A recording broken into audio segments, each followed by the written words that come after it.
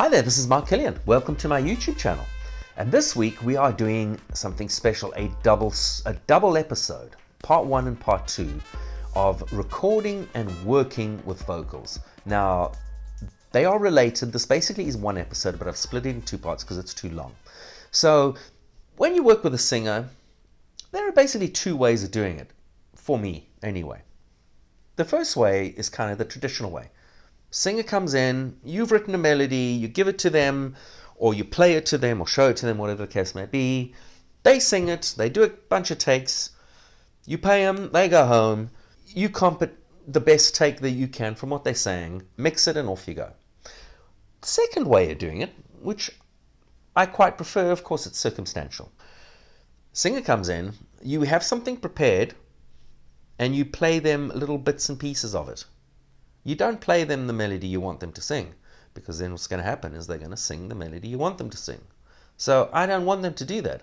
I give them an idea, and then I turn the lights off and say, I want you to just go in there, close your eyes, and just improvise and come up with something, because then to me there's something much more immediate and satisfying about that. I come from a jazz world, so for me improvisation is the most exciting part of music making, especially the stuff of a more ethnic nature, because that is a less written tradition. And you're kind of putting the ball in their court, because now they have to improvise, and so sometimes it takes longer, sometimes it's more frustrating for them, and sometimes even for you, but ultimately sometimes really cool shit can happen, because they are going to places that are within themselves, and you're not just telling them what to sing.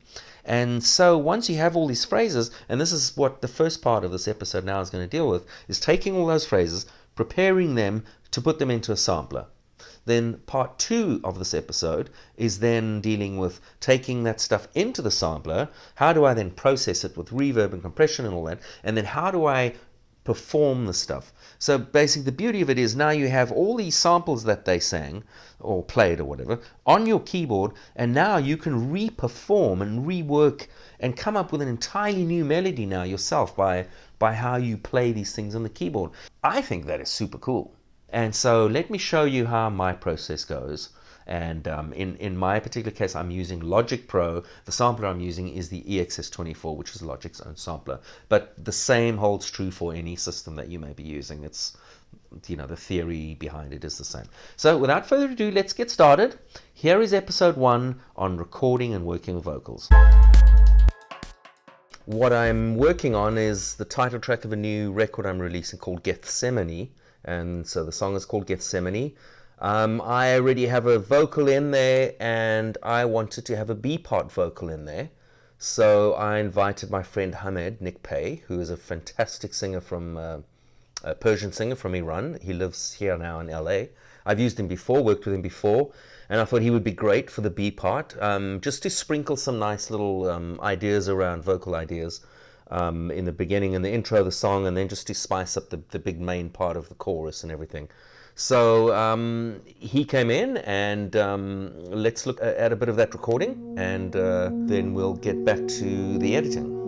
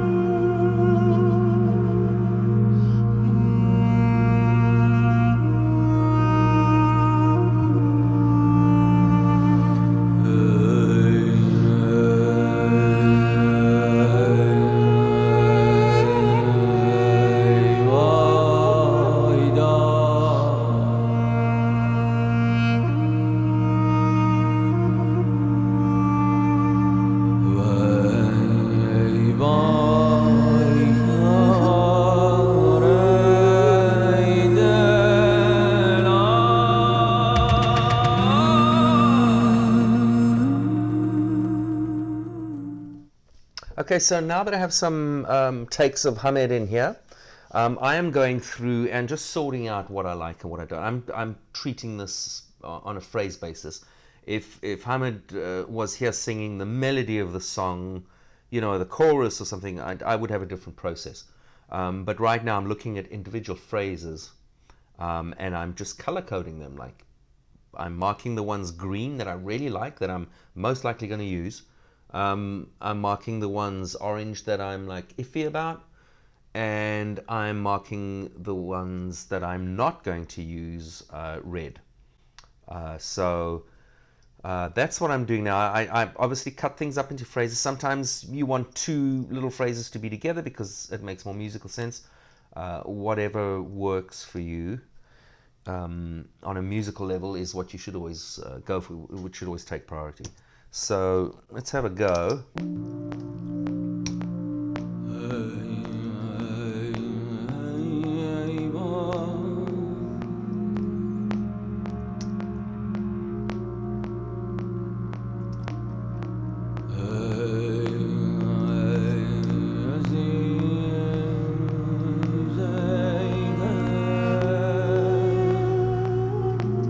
Okay, both nice phrases. I'm separating them.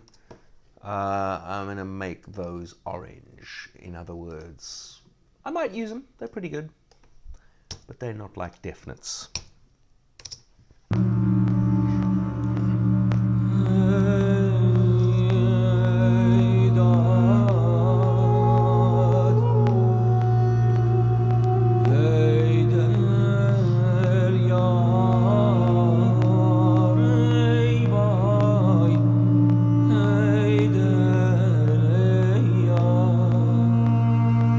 Okay, the last little phrase there, maybe. It's kind of an interesting. Let me bring this over here so you can see what I'm doing. Mark that orange. This I'm going to mark red. I don't think I'm going to be using that. Moving on.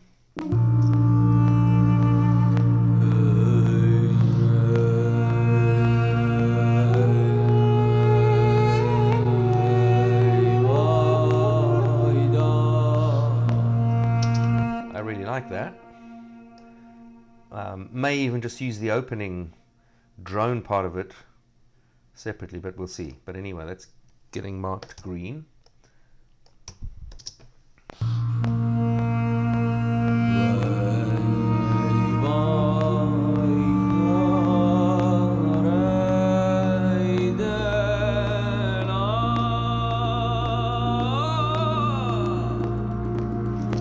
It's a nice phrase, but I think I'll mark it orange, and so on and so on. Now, what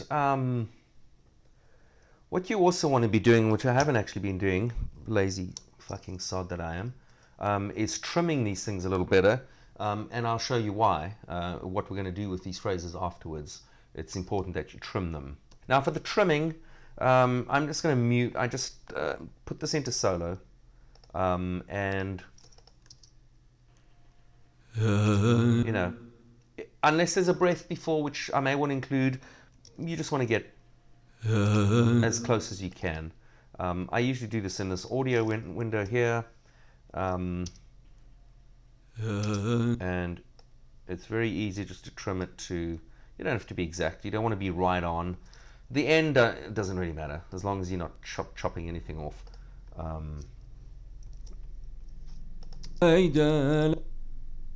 But for example, here, no breath. If you hear a breath, you probably want to keep that.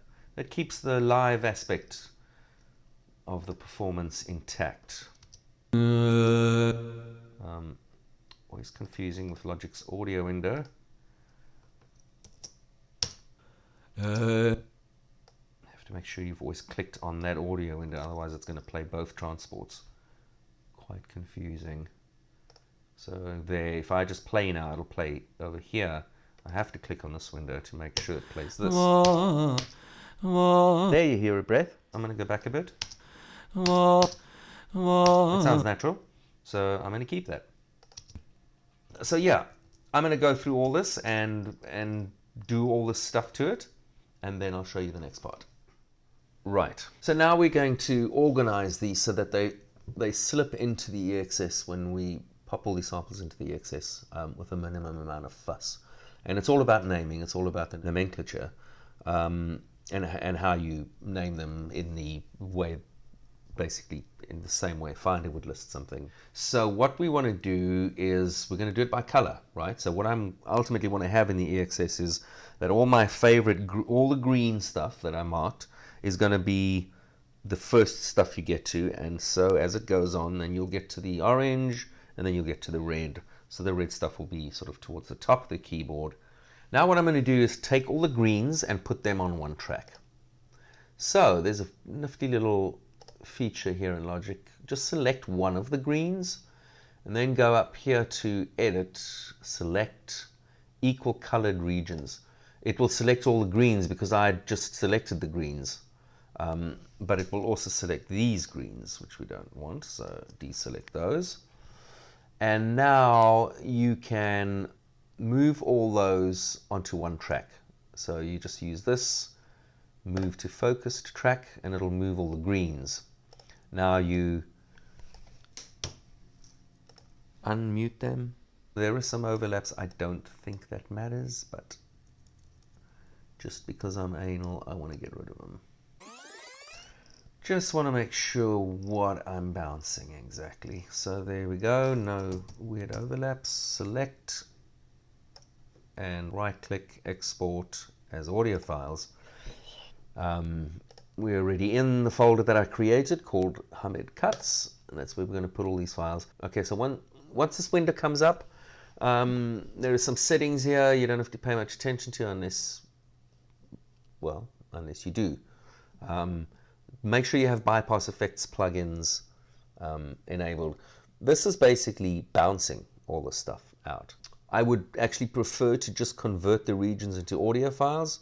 It's quicker. Problem with that is you don't have this kind of naming situation with that method. Here it's really cool because you can include a whole bunch of criteria automatically. So I'm going to call this Hamed Cut green and a space, and now it names everything the way I want it to, with a 0, 1. The reason you want 0, 1 and not just 1 is that you can get up to 99 using this method without having any issues. If you have over 100 samples, it might be smart to start with 0, 0, 1, so that when you get over to 100, you don't have any kind of issues in the way it's going to list it in a Finder or in the EXS.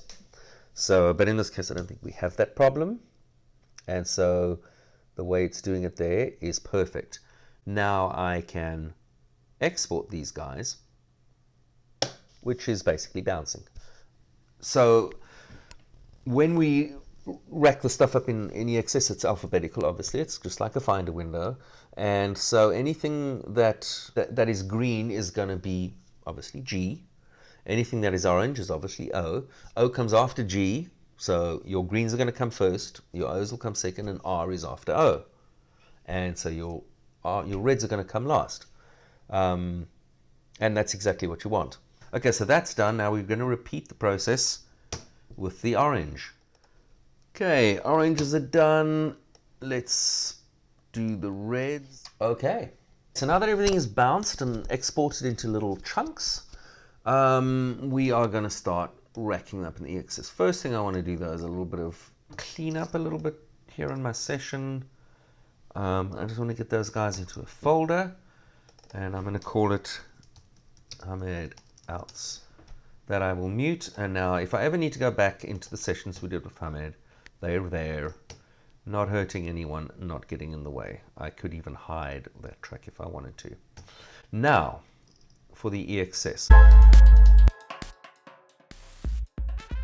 Okay, so thanks for watching this week's episode. This is part 1 of a double episode, so be sure to go and check out part 2, because part 2 is where all this work we've just been through starts to bear fruit, and now you can see the fun and the purpose for going through all of what we've just been through.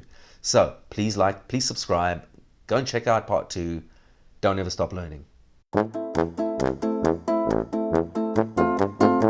so now that I have a bunch of stuff from Hamid, from the singer in here, what I'm doing is I am being stupid because I need to be recording this. Well, I hope you've enjoyed this week's episode. This is Mark. No, we don't know. Okay, well, I hope you. Okay, well, I hope you. Is there a speech impediment? Okay, well, I hope you. Well, I hope. What are you trying to fucking say, dog fuck? Being. What are you trying to say? Second part of this long. Why would you? No. Hi there, this is Mark Killian. What are you going to do with this arm? Now you're just like confusing me and everything else. Welcome to my YouTube channel. Fuck off. So be sure to watch part 2, hopefully after part 1. That was very long-winded. Let's do it again. Spook!